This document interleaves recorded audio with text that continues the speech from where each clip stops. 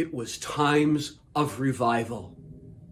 And George Whitefield, on this day, 12th October in 1740, preached his farewell message in the city of Boston to an estimated crowd of 20,000 people that had met outdoors at a time when the population of Boston was only 17,000. George Whitefield was one of the main players in the revival that happened in England and Scotland and in America in the 18th century. It was called the Great Awakening. And after seeing God do wonderful things in England, George Whitefield had a great desire to come to America and to preach and help the churches in the colonies. Whitefield was born in Gloucester in England, educated in Oxford. His friends were John and Charles Wesley, as you probably know.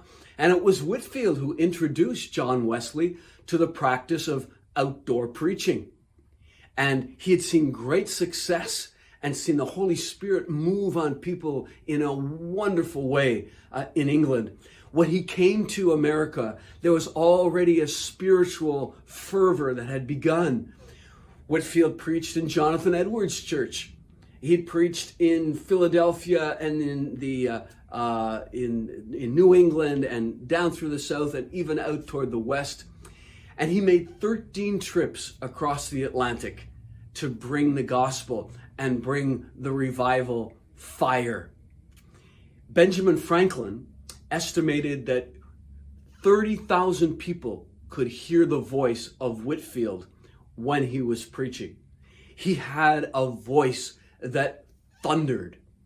But even more surprising than his voice was the impact when the Holy Spirit would come as Whitefield was preaching. People would fall on the ground. People were groaning. Others were laughing. And his critics accused him of whipping up the crowd into fits of convulsion and madness. They didn't understand what was happening. But far greater than, or far more surprising than what was happening in the meetings was the lasting effect of those meetings. It was Benjamin Franklin who wrote about what happened after a series of meetings of Whitefield in Franklin's hometown of Philadelphia. He said this: "From being thoughtless or indifferent about religion, it seemed as if the whole world were growing religious, so that one could not walk through the town in an evening without hearing psalms sung in different families of every street." Oh, that we may see times of revival once again.